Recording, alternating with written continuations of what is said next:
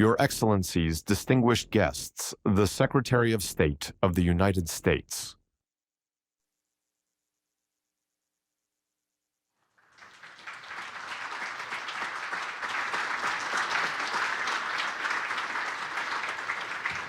Good morning. Welcome to Washington. We're glad you're here. This is a very important ministerial on a topic that I think we've been talking about quite a bit over the last year and a half, of great importance to all of our nations, and we're very honored that all of you would join us here today. We have a great agenda and a lot of work ahead. This is an issue of incredible importance to this administration, and it's one of the top priorities of this administration. And I think it's a top priority for the world, and that is how to diversify our supply chains, how to diversify our access to critical minerals, to ensure that they are secure and safe. And we'll have more to say about that later on today. But we wanted to begin today by demonstrating to you the high level of engagement and interest on the part of this administration on this topic by hearing from the Vice President, who himself has taken a personal role in being a leader on this front. And so with no further ado, I'd like to introduce my good friend and a very excellent person who's doing an incredible job in the role he's playing in this administration, the Vice President of the United States, J.D. Vance.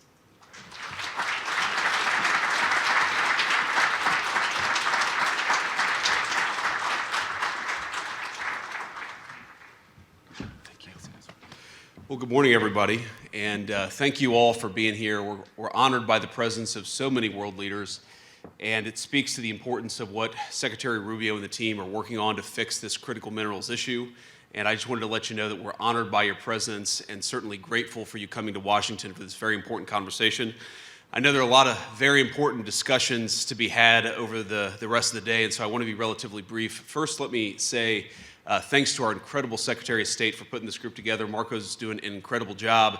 And when he asked me to come and speak today, I said, man, this is your building. Why don't you come and give a speech? And he said, well, because I've got 5 jobs and you've only got 1. And so I figured I might as well do Marco a solid, since he's also the archivist and the official White House florist and has a number of other jobs in addition to Secretary of State. So I'd kick us off, and then he's going to take the reins from here. But let me just say a few things about what we're doing and why this matters. So I remember after our very wildly successful military operation in Venezuela, the President of the United States was talking with me and Marco and some of the other senior members of the cabinet. And he was talking just about how important it was that we ensured that the global economy had access to oil and gas many years in the future. And that, of course, is one of the reasons why we're interested in Venezuela, is because it has such a critical importance in this all-important resource called oil. And as much as we talk about the modern economy, the digital economy, the high-tech economy, the president said something that was very, very important and I think should inform a lot of how we think about future growth, which is that as much as data centers and technology and all of these incredible things that we're all working on matter, fundamentally, you still have an economy that runs on real things. And there is no realer thing than oil. And I would add to that, there's no realer thing than critical minerals. And I think a lot of us have learned the hard way, in some ways, over the last year, how much our economies depend on these critical minerals. So every man and woman, I believe, in this room understands what we're confronting together today. And I say together, and that is very much something that is at the heart of Secretary Rubio's initiative, and as he said, at the heart of what we're trying to do all across the administration, is recognize that this is something where our alliances and our friendships can really help one another. We're all on the same team. We're all rowing in the same direction. I believe that in this room, we have close to 2/3 of the world's GDP represented, and so we have the capacity to make ourselves more independent, more self-reliant, and that's what we should be doing. Now, we know that today, the international market for critical minerals is failing. It's failing to create domestic markets or dignified jobs for our labor forces, and it's failing to keep our nation safe. Supply chains remain brittle and exceptionally concentrated. Asset and commodity prices are persistently depressed, driven downward by forces beyond any individual country's control. Now, how many times cumulatively have one of us or many of us in this room heard some variation of the story that I'm about to tell? A lithium mine, a gallium recovery center, you name it, is announced, sometimes with years in planning and financing nearly in place. Then overnight, foreign supply floods the market, the prices collapse, and investors pull out. The project stalls, and eventually the project dies on the vine. We've all seen it firsthand in all of our countries. And the result is a global market where consistent investment is nearly impossible, and it will stay that way so long as prices are erratic and unpredictable.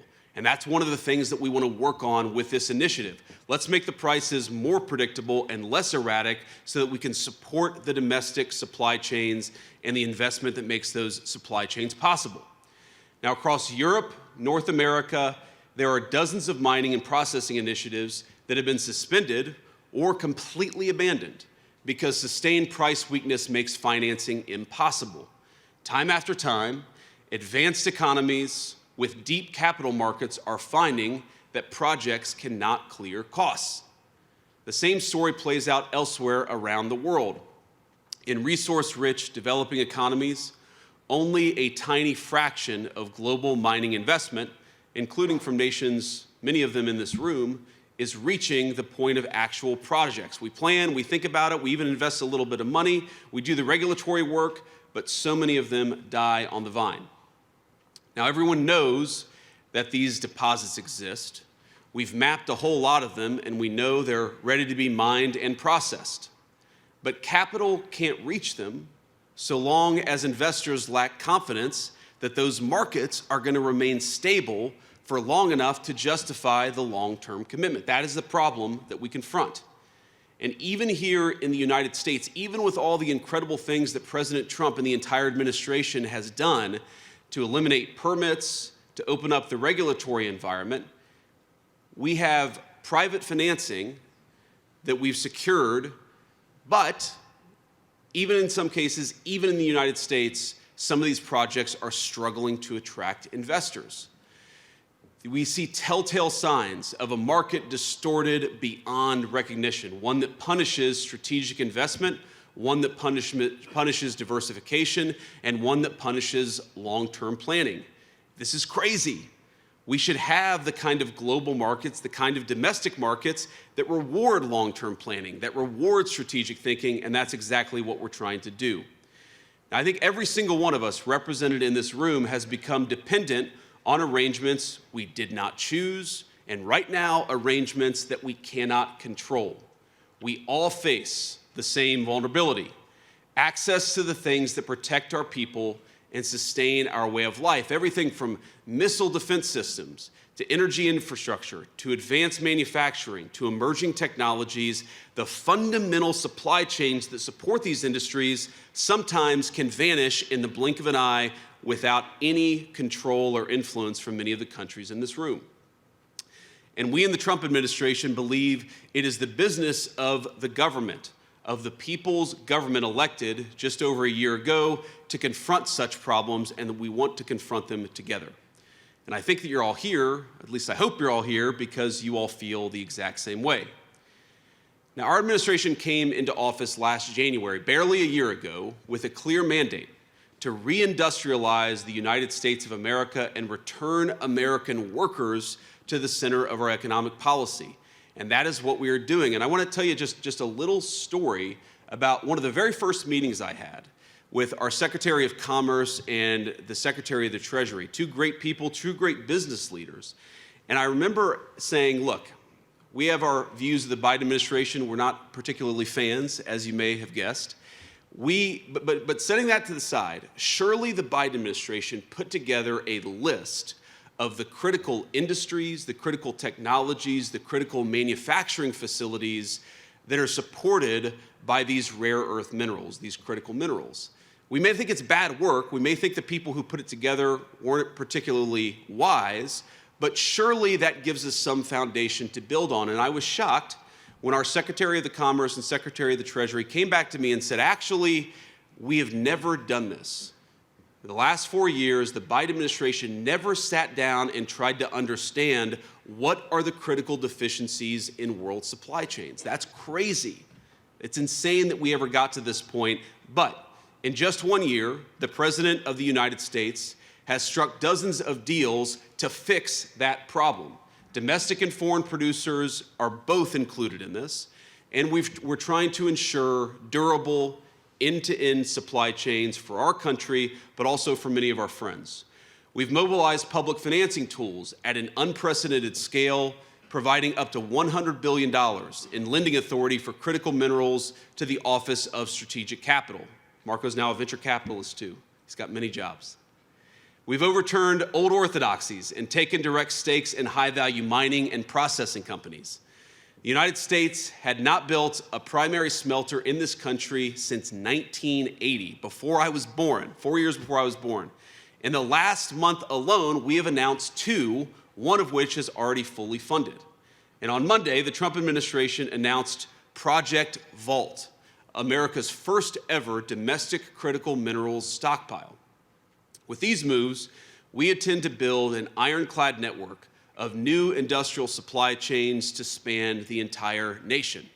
We're going to create good-paying jobs, skilled jobs for the American labor force, and those people, those great workers, are going to be securing a new era of prosperity for American families, and I believe for many people all over the world.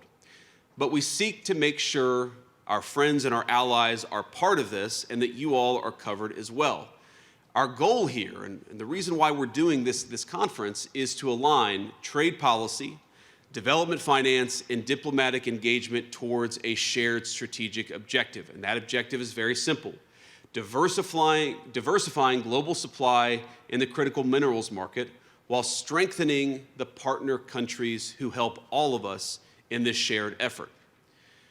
Over the past year, our administration has signed agreements, we have launched many joint initiatives, and we have committed extensive resources with many of you in this room, with many governments, and our work extends across disparate regions and all stages of the value chain. We've convened this ministerial in an effort to accelerate that shared work. So this morning, the Trump administration is proposing a concrete mechanism to return the global critical minerals market to a healthier, more competitive state. A preferential trade zone for critical minerals protected from external disruptions through enforceable price floors. We will establish reference prices for critical minerals at each stage of production, pricing that reflects real-world fair market value. And for members of the preferential zone, these reference prices will operate as a floor, maintained through adjustable tariffs to uphold pricing integrity. We want to eliminate that problem of people flooding into our markets with cheap critical minerals to undercut our domestic manufacturers, because we know, of course, that as soon as they've undercut our domestic makers, the domestic markers, they leave the market, and the people who undercut them then jack up the price to a completely unfair level. We're going to fix that problem. Together, we want members to form a trading bloc among allies and partners, one that guarantees American access to American industrial might while also expanding production across the entire zone. The benefits will be immediate and durable. Regardless of how much material flows into the global market, prices within the preferential trade zone will remain consistent. Over time, our goal within that zone is to create diverse centers of production, stable investment conditions, and supply chains that are immune to the kind of external disruptions that we've already talked about. For those of you who join, we offer you a necessary foundation for private financing and secure access to the critical mineral supplies your nation would require in an emergency or some other contingency. By regulating imports to preserve free and fair competition within the preferential trading zone, we will elevate our nation's miners and refiners, our investors and our producers alike. We are all on the same team, and we need to create the economic incentives that reward people for investing and building in our countries. Membership will be vital for developing economies seeking to expand mining capacity. And it'll be just as important for the advanced economies that rely on these materials to sustain their advanced industries, to sustain their growth and security. And I want to be clear with every person in this room. While we believe America's market is large enough to create its own critical minerals trading zone, this entire effort will be stronger and far more competitive if we build it together. So I'm pleased that so many of you here today have already signed on to this plan. Some of you have not. And for those not yet there, we hope that today's discussions will encourage you to finalize those agreements as quickly as possible. Now, I know you're going to be hearing from a lot of others in our administration, including our great Secretary of Rubio, I think really the greatest Secretary of State the United States has ever had, and other senior administrators in our team. And I know that Ambassador Greer, our great trade representative, will present further specifics about what he'll be negotiating, what we're calling the Agreement on Trade and Critical Minerals. Knowing Jameson, I know it will be a very productive session, and I know it will be a very detailed session. As all of you who know Jameson well, he is a guy who gets into the details because he knows that that's where the substance of an agreement can really be made. So I want to close, but before I do, let me just reiterate. We here, I think all of us, are friends. We've all spent many years describing this problem. Before I was ever in politics, I would hear politicians and global leaders talk about this problem. For too many of those years, we talked about it, but we refused to actually solve it. The framework before us is a change. It is a practical and enforceable approach to solving the problem, not just complaining about it. Many of you have helped us design it, and we're of course constructing it together in real time. So to those of you still on the fence, I say, let's move together. Before you is a chance to lead, to secure your nation's ability to build, to produce, to defend itself. What is before all of us is an opportunity at self-reliance, that we never have to rely on anybody else except for each other for the critical minerals necessary to sustain our industries and to sustain growth. So I propose that we come together and we shape a market worthy of the great men and women of our countries who depend on that market. Again, I want to thank you all for being here. I'm honored by your presence. The President sends his very best regards, and I look forward to everything that we're going to accomplish together. God bless you all and have fun today.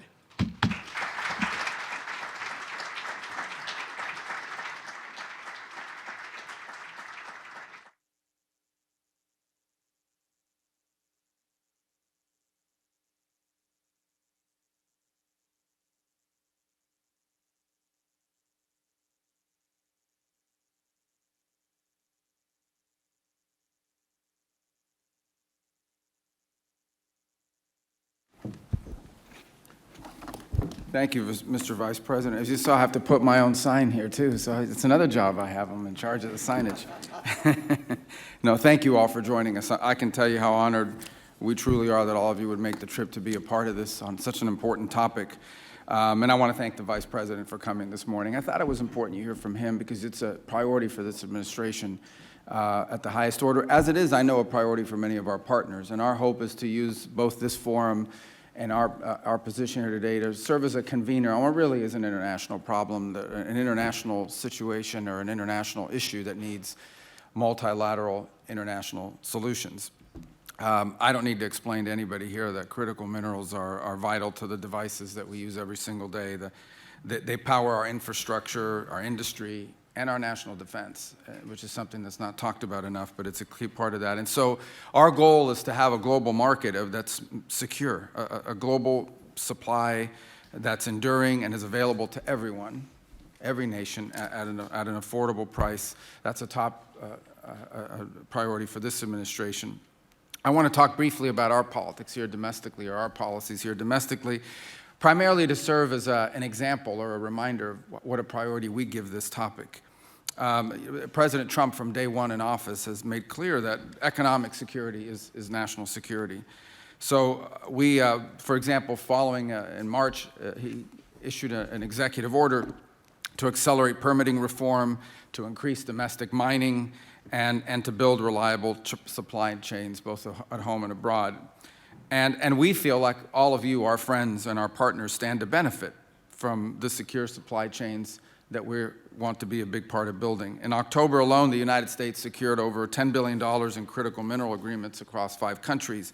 Our friends and partners stand to, in December, for example, we convened stakeholders from around the world at the Pax Silica Summit. And thank you, Jacob, for doing that. It's launching a partnership dedicated to building a resilient silicone supply chain capable of powering a new era of global prosperity.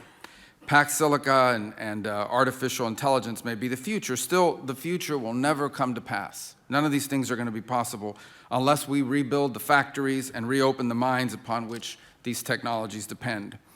And I want to use a case in point from our own history to highlight this. The United States used to produce its own critical minerals and derivative products like rare earth magnets. Back in 1949, miners in Mountain Pass, California, discovered one of the world's richest mineral deposits. By 1952, the United States, we were mining rare earths there, and that discovery sparked a revolution. American scientists and engineers, alongside innovators from many of the countries that are here today, rushed to discover new applications for these minerals.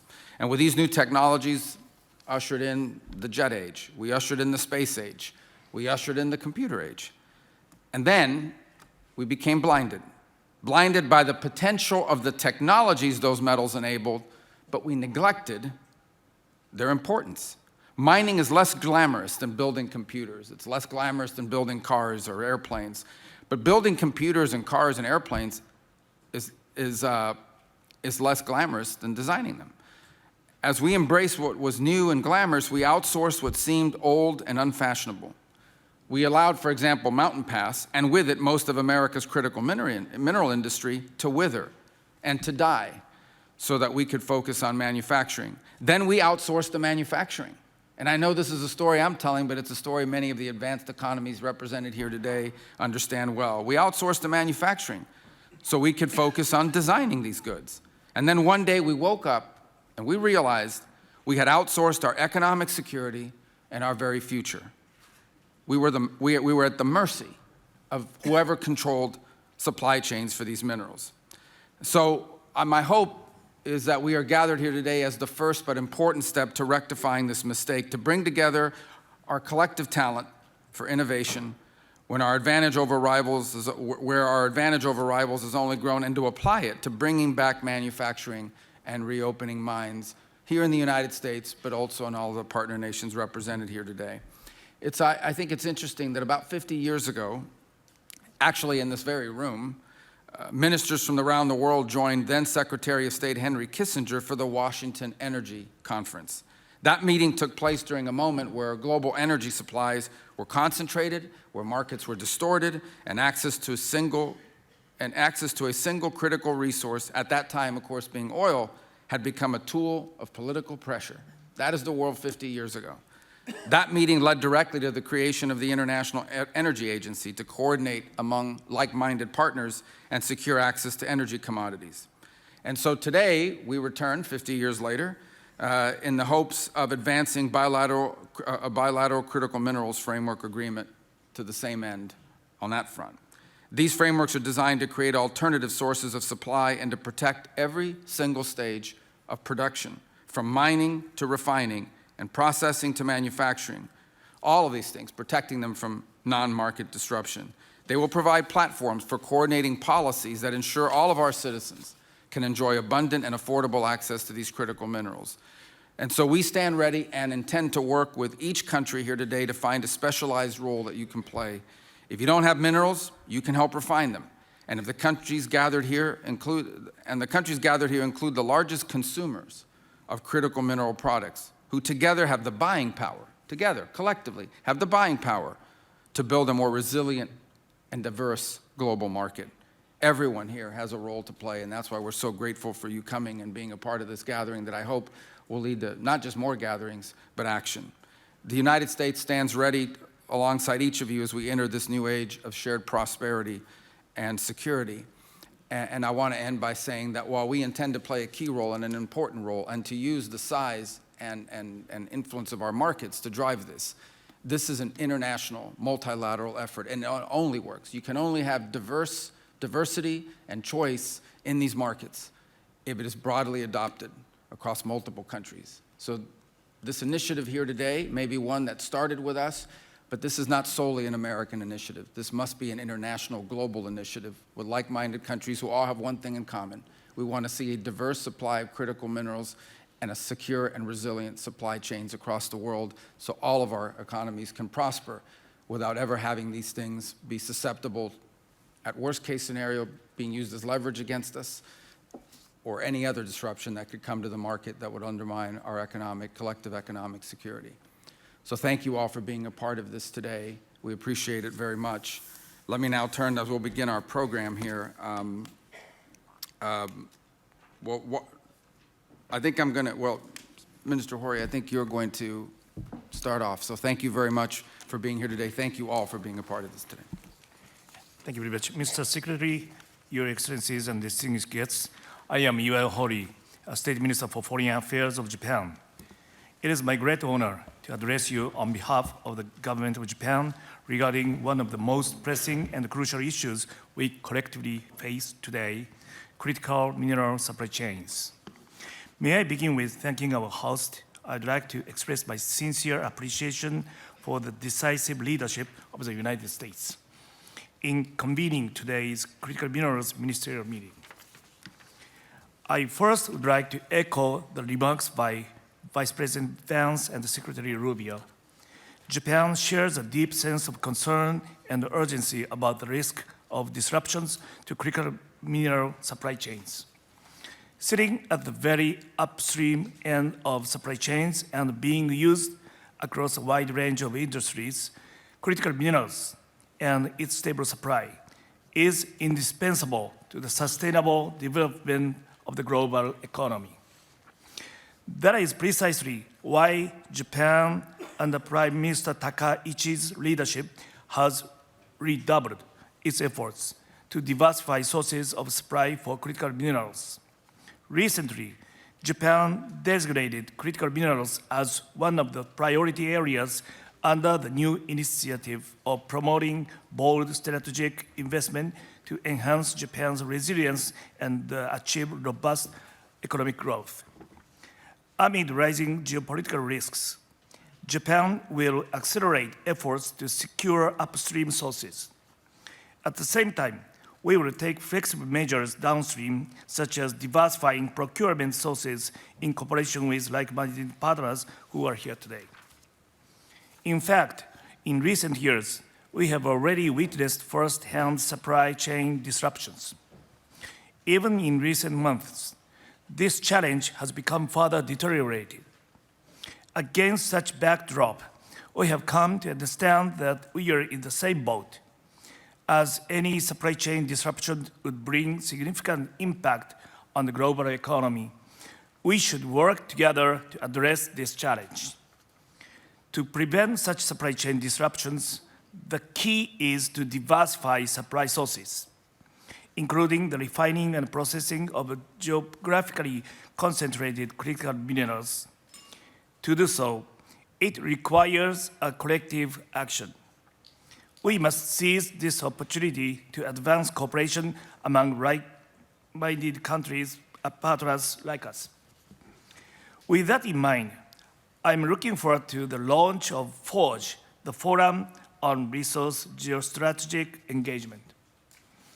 In the next session, Japan strongly believes that FORGE will become an important venue and a vehicle for us to focus on supply chain diversification and ensure policy coordination. Japan stands ready to actively contribute to discussions to further deepen collaboration with partners and to ensure the effective implementation of this initiative.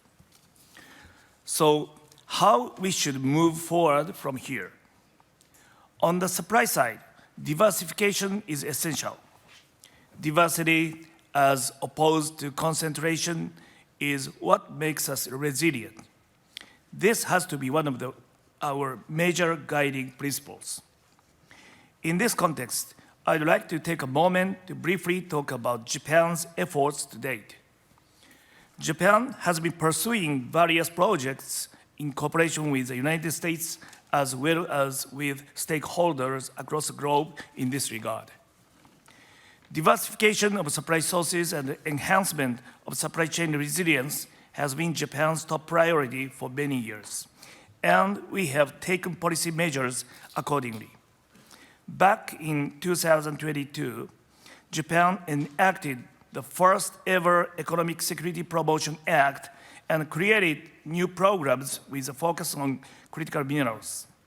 Just as importantly, Japan has been implementing public-private support measures, including expanding JOGMEC's investment framework, increasing allowable investment ratios, and allocating a total budget of $3.5 billion US.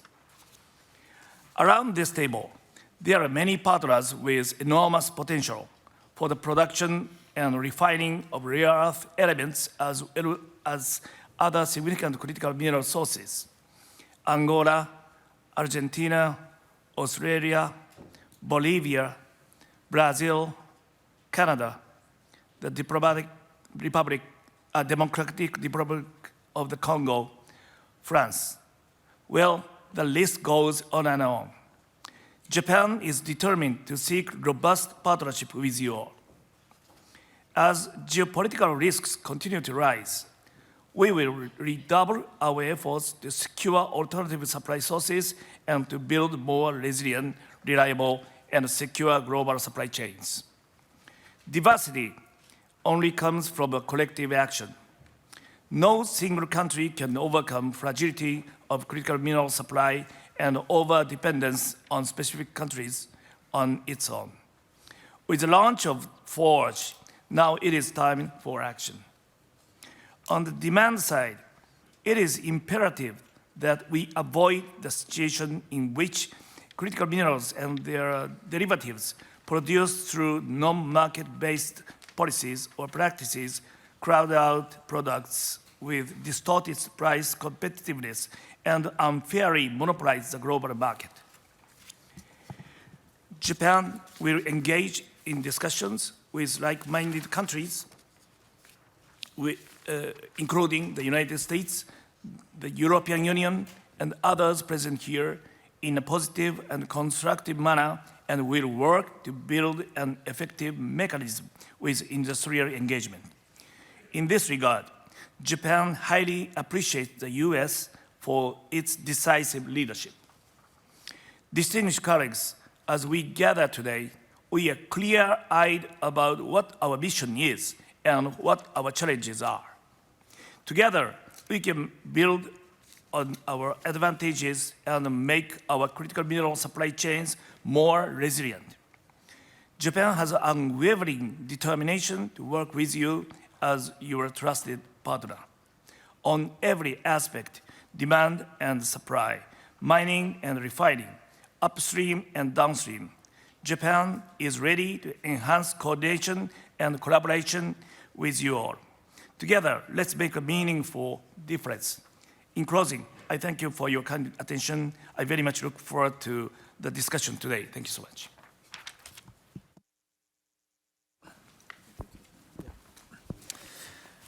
Thank you, Minister Hori. It's a privilege to introduce David Copley, Special Assistant to the President and Senior Director for Global Supply Chains at the National Security Council. We're currently serving in the most historic administration in over a century, one that recognizes that a supply chain responsive to national security realities is a prerequisite to long-term economic growth. The decisions we make today about who we partner with are multi-decade decisions. We believe our partners will capture economic growth and value at all layers of the supply chain stack. The AI revolution we're living through is leading to record historic demand for everything, from copper to cobalt, nickel, zinc, aluminum, silicon, and virtually every element on the periodic table. We're also seeing surging demand for products downstream of the supply chain, including manufactured products like smartphone, chips, telecom infrastructure, industrial robots, machinery, and much more. My friends, the pie is rapidly expanding, and the United States accounts for 30% of global consumption. So we're taking steps to narrow the gap between what we produce and what we consume. But in order to merely keep a pace with global demand, in the US and abroad, we need to surge production capacity at home as well as in partner countries. David sits at the very center of this mission. His work is foundational to the strategic resilience of our country. He is tasked with the monumental challenge of de-risking our critical mineral dependencies, ensuring that the United States and our allies remain unassailable in the face of systemic competition. David brings a level of rigor and foresight that is essential for our department's mission and for the country at large. Please join me in welcoming David Copley. Thank you, Jacob. Thank you, Jacob, for that. And thank you all for being here today. Thank you to the Vice President for his remarks and for his leadership. Thank you, Secretary Rubio, for hosting. And thank you to President Trump for his visionary and forward-leaning leadership on the critical minerals issue. The President understands the need to secure the foundational elements of the modern economy, and he has prioritized this issue as a matter of national security and economic prosperity. I'm going to speak with you all today to provide an overview about what we're doing in the United States to fix the critical minerals problem. We know this is an issue that will require a global solution and teamwork. Of the 57 minerals on our critical minerals list, over a dozen aren't even mined in the United States. So this is truly a global challenge. In the United States, for a number of decades, we've neglected our mining sector and frankly been happy to outsource mining activities to others around the world. We've had some of the worst mine development timelines in the world in the United States, 29 years to build an average mine because our permitting framework and our litigation framework have been so onerous. Mining in the United States has been perceived as a dirty old world industry, so we haven't had enough young people choosing mining as a career. And we only graduate something like 200 to 250 mining engineers annually. Not good for a country of 340 million people facing a critical problem. But I'm proud to say that under President Trump's leadership, we in the United States have done a complete 180 and again made mining a priority industry for our national development. Because as all of you hopefully understand, minerals are the elemental building blocks of everything we need for our manufacturing sector as we reindustrialize our country. So what are we doing in the United States to fix the problem? Broadly, 4 key initiatives.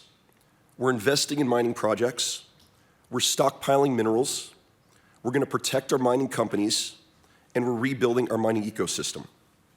To start, we're investing heavily in mining-specific projects, like recent deals with MP Materials, Lithium Americas, Korea Zinc, Ma'aden, and many, many others. I believe over the next few years, the United States government, between debt and equity, will deploy hundreds of billions of capital into the mining sector to get projects going. We are quite frankly doing things the American government has never done before, like equity investing, so we can get deals to pencil quickly and move forward. We've created public-private minerals investment funds, like our Critical Minerals Consortium with Orion Resources and another partnership with TechMet. Investments is an area of great potential for collaboration with your governments as we look to jointly develop mining projects with partners around the world. Second, we've begun stockpiling minerals. President Trump and Vice President Vance convinced Congress to give us $2 billion over the summer to stockpile minerals in our national defense stockpile. That's the largest investment we've made in our defense stockpile since the Cold War ended. And just 2 days ago, the President announced Project Vault, the creation of a national strategic critical minerals reserve, a $12 billion vehicle under our Export-Import Bank. This is the first time in the history of the United States we've ever stockpiled minerals for our civilian economy, to protect our commercial industry and insulate them from the painful effects of supply shocks. Third, we're going to protect our mining companies. We know the mining industry has a problem with commodity pricing caused by strategic dumping and overproduction. Returns in the mining sector, quite frankly, have not been good enough over the last 30 years, at least partially due to this problem. This is a key part of what we want to talk to you all about today. The current state of affairs in which commodity prices are kept low for geostrategic reasons through overproduction is damaging to minerals producing nations by reducing the value of your assets and your tax receipts. And it's equally damaging to consuming nations by harming your national and economic security.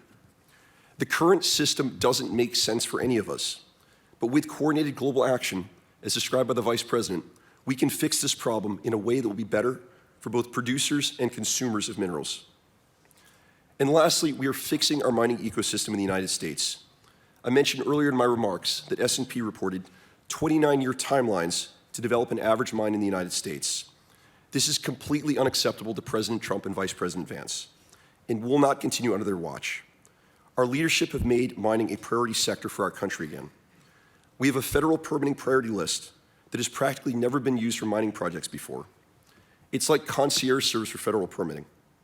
In just the last few months, we've added more than 50 projects to this list. We have torn apart and rewritten our federal regulations, and we can now get full environmental impact statements done, the most burdensome part of our permitting process, in less than a month. Our goal is that the United States again becomes a very attractive place for the mining sector, because we intend to mine here and we intend to process minerals here as well. So 4 key initiatives. We're investing, we're stockpiling, we're going to protect our mining companies, and we're fixing our mining ecosystem, because this industry is so important to our national development, as I know it is to your countries as well. But most importantly, under President Trump's leadership, we are no longer standing around admiring the problem. We're not spending our time writing 200-page book reports about how important critical minerals are. We have a plan, and we're focused on project execution, getting deals done, getting companies their permits, stockpiling minerals, and hopefully moving forward with all of you, our international partners, to protect our mining companies and to rebuild global mining in a fair and balanced way. So we very much appreciate your time and the distances you traveled to be with us here in Washington. We look forward to the discussion, and most importantly, we look forward to working with all of you to make the global mining industry great again. Thank you. Thank you, Secretary Rubio, for your truly historic leadership on this critical issue. And thank you, State Minister Horry and Senior Director Copley, for kicking off our ministerial. I would like to ask press to depart the room before we begin plenary session 1. Thank you.